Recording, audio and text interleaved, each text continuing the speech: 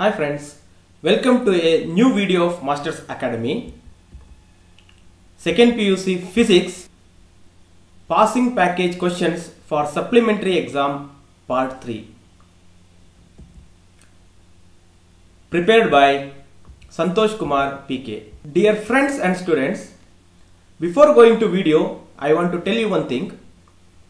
This video is prepared on the request of few students for 2 and 3 mark questions, because tomorrow is the examination and they need few important 2 and 3 mark questions. So I have selected few questions from previous year paper up to 7th chapter, alternating current. I have already uploaded 2 videos on this passing package. It contains 1 mark, 2 mark, 3 mark and 5 mark questions from first 3 chapters. So let us move on to video. 2 mark questions. Chapter 4, Moving Charges and Magnetism. First question, draw a neat labeled diagram of cyclotron. Second one, write any 2 uses of cyclotron. Third one, write the expression for cyclotron frequency and explain the terms. Fourth one, what is a toroid? Mention an expression for magnetic field at a point inside a toroid. Fifth one, it is a problem. A galvanometer having coil of resistance 12 ohm gives full scale deflection for a current of 4 milliampere. How can it be converted into a voltmeter of range 0 to 24 volt? Fifth chapter, Magnetism and Matter. Write any 2 properties of magnetic field lines, or it can also be asked as write 2 properties of magnetic lines of force. So next, define the terms declination and second one inclination or dip. It can also be asked as define magnetic declination and dip at a place.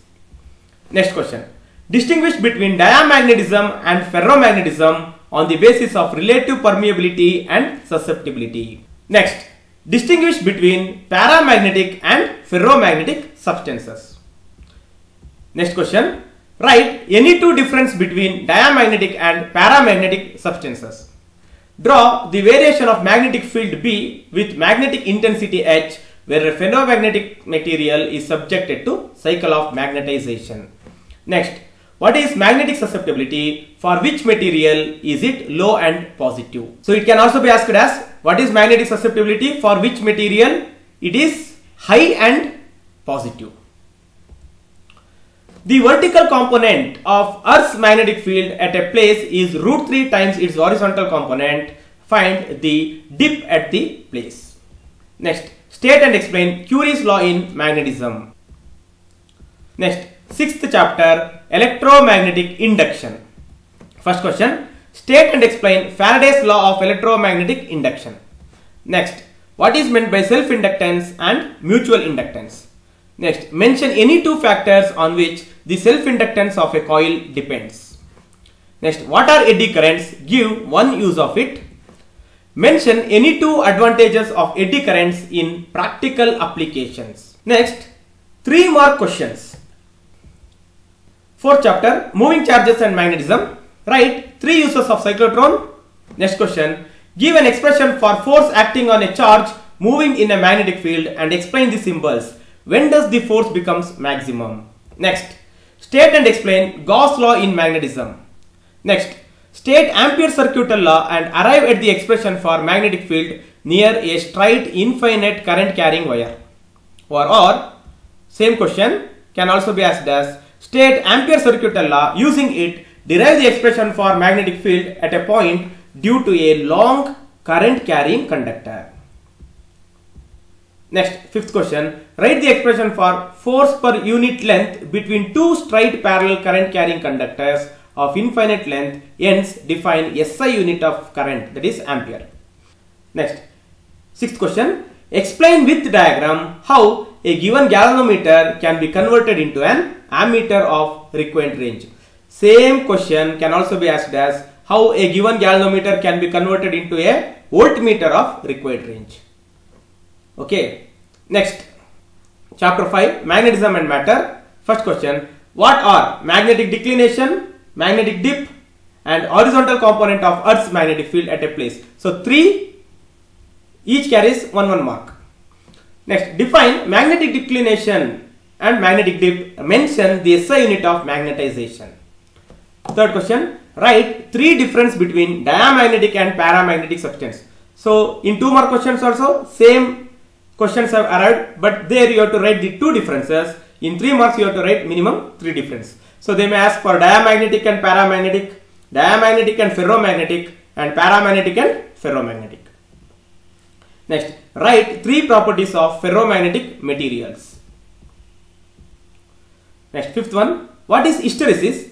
Define the terms coercivity and retentivity of a ferromagnetic material. Write any 3 distinguishing properties between diamagnetic and ferromagnetic materials. Write any 3 difference between diamagnetic and paramagnetic materials. Distinguish between dia and ferromagnetic materials. Draw hysteresis curve for ferromagnetic materials. So don't get confused. I am given these questions on how they can frame the questions for the same answers. Okay, dia and ferro, between dia and paramagnetic, here also dia and ferromagnetic. So don't get confused. I am here given the different ways the question may be asked. Next, electromagnetic induction. Explain briefly the coil and bar magnet experiment to demonstrate electromagnetic induction. Next, derive an expression for electromotive force, that is motional EMF induced in a rod moving perpendicular to the uniform magnetic field. This is the question which has appeared maximum time. So it can also be asked as derive the expression for motional EMF induced in a conductor moving in a uniform magnetic field. Next, mention any 3 applications of eddy currents. Next, what are eddy currents? Write 1 advantage and 1 disadvantage of eddy currents. So you should also know what is the disadvantage of eddy current. Derive the expression for energy stored in a current carrying coil. 6th one, state and explain Lenz's law for induced EMF. Next, chapter 7, alternating current. So derive an expression for resonant frequency of series circuit containing inductor, capacitor and resistor. Next, show that voltage leads current by pi by 2 when AC voltage applied to pure inductance. So you should know all the 3 components, that is a resistor, inductor and capacitor. What happens when voltage is applied to a resistor? They are in phase. What happens to the voltage applied to a pure inductor? Voltage leads by pi by 2. What happens when a voltage is applied to a pure capacitor? There the voltage lags the current by pi by 2. These 3 derivations for 3 marks. What is the principle behind the working of a transformer? Mention any 2 sources of energy loss in transformer. Mention the 3 types of energy loss in a transformer. What is a transformer? Mention 2 sources of energy loss in a transformer. With a diagram, explain the working of a transformer. What is the transformer? Mention 2 sources of energy loss in a transformer. So these are repeated questions. Show that the voltage leads the current by pi by 2 when an AC voltage is applies to a pure inductor circuit. So same, I have told you. You should also know what happens when the voltage is applied to a pure resistor and also voltage applied to a pure capacitor. So standard disclaimer, the questions used in this video are taken from previous year annual exam papers from March 2014 to March 2020. So all the best for your examination.